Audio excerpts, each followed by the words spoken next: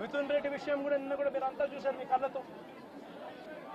సాక్షాత్తు ఒక sitting MP తన నియోజకవర్గంలో తాను తిరగకూడదా? పుంగనూరు అనేది తన నియోజకవర్గం, తన పార్లమెంట్ సెగ్మెంట్లో ఒక నియోజకవర్గం పుంగనూరు. ఆ పుంగనూరుకు ఎమ్మెల్యే వాళ్ళ నాయన పెద్దిరెడ్డి రామచంద్రారెడ్డి. ఆ నియోజకవర్గంలో తాను రెడ్డెప్ప అని చిత్తూరుకు సంబంధించిన ఎక్స్ఎంపీ, ఆయన కూడా పుంగనూరులో నివాసుడు. ఆయన ఇంట్లో కూర్చొని ఉంటే ఏకంగా ఇంటిని దిగ్బంధం చేసి, ఇంటి మీద రాళ్లు వేసి, కారును ధ్వంసం చేసి, రెడ్డెప్ప కారును కాల్చేసి పోలీసుల సమక్షంలోనే ఇవన్నీ జరుగుతూ ఉన్నాయి అనంటే ఇంతకన్నా దారుణంగా లా అండ్ ఆర్డర్ పరిస్థితి, ఇంతకన్నా దారుణంగా దిగజారిపోయిన పరిస్థితి ఎక్కడైనా కనిపిస్తుందా? దొంగ కేసులు పెడతా ఉన్నారు, పోలీసులను ప్రేక్షక పాత్రగా పోషించే కార్యక్రమం చేయిస్తా ఉన్నారు. చివరికి ఏ స్థాయిలోకి లా అండ్ ఆర్డర్ వెళ్ళిపోతా ఉంది అంటే లా అండ్ ఆర్డర్ గురించి పట్టించుకునే పరిస్థితిలో పోలీసులు ఎవ్వరూ లేరు. లా అండ్ ఆర్డర్ ఏ స్థాయిలో వెళ్ళిపోతా ఉందనంటే చివరికి అమ్మాయిల మీద అత్యాచారాలు జరుగుతూ ఉన్నాయి, పోలీసులు ఎవరూ పట్టించుకోవడం లేదు. అగత్యాలు జరుగుతూ ఉన్నా కూడా ఎవరు పోలీసులు పట్టించుకోవడం లేదు. పట్టించుకోవాల్సిన అవసరం ఏముంది?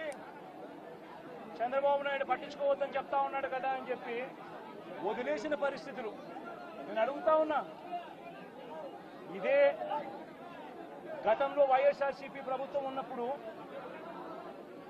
ఏ రోజు కూడా తెలుగుదేశం పార్టీ వాళ్ళని చంపండి, తెలుగుదేశం పార్టీ వాళ్ళని కొట్టండి, తెలుగుదేశం లబ్ధిదారులకు మేలు చేయకుండా వదిలేయండి అని ఏ రోజు ఇన్స్ట్రక్షన్స్ ఇవ్వలేదు.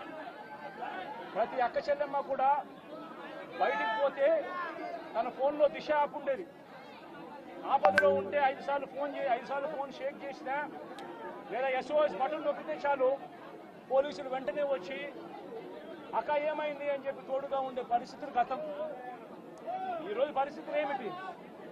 లా అండ్ ఆర్డర్ పూర్తిగా దిగజారిపోయిన పరిస్థితులు కనిపిస్తూ ఉన్నాయి. ఎందుకు ఈ మాదిరిగా జరుగుతూ ఉంది? కారణం చంద్రబాబు నాయుడు అనే వ్యక్తి తప్పుడు మాటలు చెప్పి, తప్పుడు వాగ్దానాలు చేసి, ప్రజలను మోసం చేసి, ప్రజలకు ఆశ కల్పించి తాను ముఖ్యమంత్రి పదవిలోకి ఎక్కాడు. గౌరవ చంద్రబాబు నాయుడు గారు ముఖ్యమంత్రి వర్యులు చెప్పింది ఏంటంటే క్రిమినల్కి క్యాస్ట్ ఉండకూడదు, క్రిమినల్కి పార్టీ ఉండకూడదు. క్రిమినల్ ఈజ్ క్రిమినల్ అంతే. అది ఎలాంటి ఏ పార్టీ వాడైనా అనవసరం, ఏ క్యాస్ట్ అయినా అనవసరం, ఎవరైనా అనవసరం. క్రిమినల్ అన్నవాడు ఎట్టి పరిస్థితుల్లోని కూడా తప్పించుకోవడానికి లేదు, ఎట్టి పరిస్థితులు శిక్ష పడాలి. ఇదే concept. At the same time Chandrababu Naidu గారు వస్తున్నారు, గవర్నమెంట్ వస్తుంది అంటేనే ప్రజలందరికీ కూడా ఒక రకమైన భరోసా ఉంటుంది. చంద్రబాబు నాయుడు గారు లా అండ్ ఆర్డర్ని కంట్రోల్ చేయగలరు, at the same time crime రేట్ని కూడా తగ్గించగలరు అన్న ఒక మంచి ఒపీనియన్ కూడా ప్రజలందరిలోని కూడా ఉంది. దీన్ని ఏదో రకంగా డిస్ట్రాయ్ చేయడానికి కంపల్సరీగా ఒక రకంగా చెప్పాలంటే నేను చెప్పేది ఏంటంటే వాళ్ళ కక్ష సాధింపు చర్యలు అనొచ్చు, లేకపోతే కవ్వింపు చర్యలు అనొచ్చు. ఏదైనా కూడా కొన్ని ఇప్పుడు పుంగనూరు లాంటి సిచ్యువేషన్స్ అనేవి జరుగుతూనే మనకి కనిపిస్తూ ఉన్నాయి. ఈరోజు నేను ఒకటే చెప్తున్నా, తెలుగుదేశం పార్టీ కార్యకర్తలకు అవనేయండి, సామాన్య ప్రజలకు అవనేయండి. ఎందుకు సామాన్య ప్రజల గురించి కూడా నేను మాట్లాడుతున్నానంటే జగన్మోహన్ రెడ్డి గవర్నమెంట్లో తెలుగుదేశం పార్టీ వాళ్ళు ఒక్కలే ఇబ్బంది పడడం కాదండి. తెలుగుదేశం పార్టీ వాళ్ళు పార్టీల పరంగా రాజకీయాలుగా తెలుగుదేశం పార్టీ వాళ్ళు కానీ, జనసేన వాళ్ళు కానీ, బీజేపీ వాళ్ళు కానీ ఎన్ని ఇబ్బందులు పడ్డారో కామన్ పీపుల్ కూడా అంతే ఇబ్బంది పడ్డారు. భూ కబ్జాల విషయంలో కానివ్వండి, వాళ్ళ మీద దాడుల విషయంలో కానివ్వండి, డాక్టర్ సుధాకర్ లాంటి డాక్టర్స్ విషయంలోనే కానివ్వండి, డాక్టర్ అనితారాణి లాంటి డాక్టర్స్ విషయంలో కానివ్వండి, కామన్ పీపుల్ ఒక ముస్లిం కుటుంబం ఏదైతే ఆత్మహత్య చేసుకున్న సందర్భం కానివ్వండి, ఒక అమ్మాయి సూసైడ్ చేసుకుని 10th క్లాస్ అమ్మాయి సూసైడ్ చేసుకునే విధానం కానివ్వండి, చాలామంది స్నేహలత అనే అమ్మాయిని చంపేయడం కానివ్వండి, నాగమ్మ అనే అమ్మాయిని చంపేయడం కానివ్వండి, ఇలాంటి అంటే పొలిటికల్కి సంబంధం లేకుండా ఉన్న సివిలైన్స్ కూడా చాలామంది ప్రజలు కూడా ఇబ్బంది పడ్డారు. వీళ్ళందరి పరిస్థితి ఇప్పుడు ఎలా ఉందంటే పరిస్థితి 5 సంవత్సరాలు చాలా ఇబ్బందులు పడ్డాం. ఈ 5 సంవత్సరాలు చాలా మేము నరకం చూసాం. సో ఈరోజు ఏదైనా ఒక విషయంలో ఒక ప్రొయాక్టివ్గా ఒక స్టెప్ తీసుకోవడానికి కొంచెం సిద్ధపడుతున్నారు కొంతమంది. నేనేమంటానంటే మీతో పాటు అందరం సఫర్ అయిన వాళ్ళమే, అందరికన్నా ఎక్కువగా చంద్రబాబు నాయుడు గారు, పవన్ కళ్యాణ్ గారు కూడా సఫర్ అయ్యారు. చంద్రబాబు నాయుడు గారిని ఏ రకంగా ఇబ్బంది పెట్టారో మనందరికీ కూడా తెలుసు. పవన్ కళ్యాణ్ గారు నడి రోడ్డు మీద ఆయన్ని ఈవెన్ నగర బహిష్కరణ అన్న రకంగా కూడా ఆయన్ని ట్రీట్ చేయడం కూడా మనందరం కూడా చూస్తున్నాం. ఇటువంటి సిచ్యువేషన్స్లో ఈరోజు మనం అధికారంలో ఉన్నాం. అధికారంలో ఉండేటప్పుడు సంయమనం పాటించాల్సిన అవసరం తెలుగుదేశం పార్టీ కార్యకర్తలు కానీ, జనసేన పార్టీ కార్యకర్తలు కానీ అందరికీ కూడా ఉంది. ఎందుకంటే వాళ్ళు రెచ్చగొట్టే తీరులో ఉన్నారు. ఏ రకంగానైనా బురద జల్లే పరిస్థితిని తీసుకొస్తున్నారు. వాళ్ళు ఎంత తెలివైన వాళ్ళంటే కోడికత్తి శ్రీను డ్రామా ఆడి ఒక్కసారి సీఎం కుర్చీలో కూర్చున్నారు, మళ్ళీ గులకరాయి డ్రామా ఆడి మళ్ళీ సీఎం కుర్చీలో కూర్చోవడానికి కూడా సిద్ధపడ్డ వ్యక్తులు వాళ్ళు. సొంత బాబాయిని చంపి తిరిగి ఆ రక్తాన్ని చంద్రబాబు నాయుడు గారికి రాయాలని చూసిన వ్యక్తులు వాళ్ళు. అలాంటి వాళ్ళు ఈరోజు 164 సభ్యులు ఇంచుమించుగా మనకు మ్యాండేట్ ఇస్తే దాన్ని కూడా ఏదో రకంగా డిస్ట్రాయ్ చేయడానికి, గవర్నమెంట్ మీద బురద జల్లడానికి వాళ్ళు చేసే ప్రయత్నాలు చేస్తున్నారు. మీకు బాధ ఉండడంలో తప్పు లేదు. బాధ ఉంది కాబట్టి మేము ఏదో ఒక స్టెప్ వేస్తున్నాం అన్నది కూడా తప్పు. ఈరోజు చట్టాన్ని ఎవరు కూడా చేతుల్లోకి తీసుకోవాల్సిన అవసరం లేదు. చట్టం తన పని తను చేసుకుపోతుంది.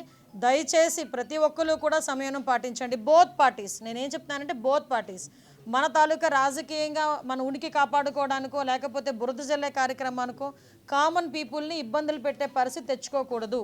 దయచేసి ఈ విషయంలో ఎలాంటి వాళ్ళైనా అటువంటి సిచ్యువేషన్ క్రియేట్ చేస్తే కనుక చట్టం తన పని తను చేసుకెళ్ళిపోతుంది. లా విషయంలో ఎవరు కూడా అతీతులు కాదు. ఈ విషయం చెప్పడానికనే ఈరోజు మీ అందరి దగ్గరికి రావడం జరిగింది. దయచేసి ఒకటే చెప్తున్నా, అన్ని పార్టీల వారికి, ఇటు వైఎస్ఆర్సీపీ పార్టీ వాళ్ళకి, టీడీపీ పార్టీ వాళ్ళకి, జనసేన వాళ్ళకి అందరికీ కూడా మనం చట్టాన్ని ఏ రోజు కూడా చేతుల్లోకి తీసుకోవద్దు. మనం చట్టాన్ని చేతుల్లోకి తీసుకొని మనం వాళ్ళు చేసిన ట్రాప్లో మనం పడొద్దు. నేను అది చెప్తున్నా, వాళ్ళు వేసిన ట్రాప్లో అనవసరంగా మనం పడొద్దు. చట్టాన్ని ఎవరు కూడా చేతుల్లోకి తీసుకోకండి. ప్రతి ఒక్క అంశాలన్నీ గుర్తున్నాయి. గుర్తు లేకుండా ఎవ్వరూ లేరు.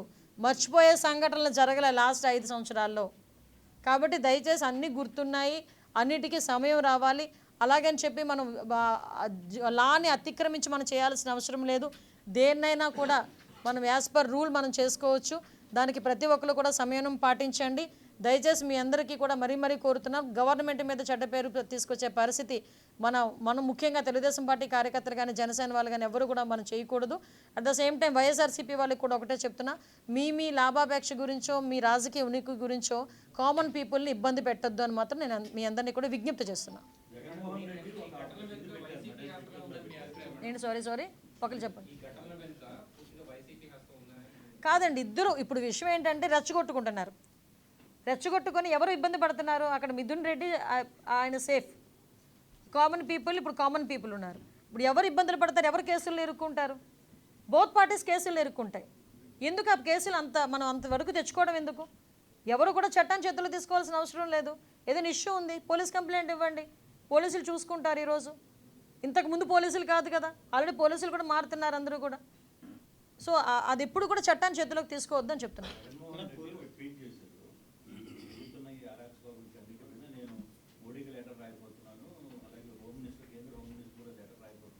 ఆ లెటర్స్ రాస్తూ కూడా ఈ 5 సంవత్సరాల్లో వాళ్ళ బాబాయ్ హత్య గురించి, సునీత గారి పోరాటం గురించి, అట్ ద సేమ్ టైం మన డాక్టర్ సుధాకర్ గారి హత్య గురించి, జడ్జి రామకృష్ణ గారి మీద అఘాయిత్యాల గురించి, ఇంకా పుస్తకాలు రాయొచ్చండి. వాటన్నిటి మీద కూడా ఒక నివేదిక ఇవ్వమనండి. నా హయాంలో ఇన్ని జరిగినాయి అని చెప్పి ఈ నివేదిక ఇవ్వమనండి. నేను కూడా హ్యాపీ ఫీల్ అవుతాను. కొంచెం మాకు కూడా భారం తగ్గిద్ది. ఏంటండి కబుర్లు చెప్పడం? ఏదో అంటారు కదా, అంటే టైం టు టైం వస్తే ఏదో దెయ్యాల వేదాలు వల్లిస్తున్నాయి అన్నట్టుగా ఆయన ఈరోజు క్రైమ్ గురించి లెటర్లు రాస్తున్నానంటే అంతే టైం అబ్బా, అంతే, మనం ఏం చేయలేం దాన్ని.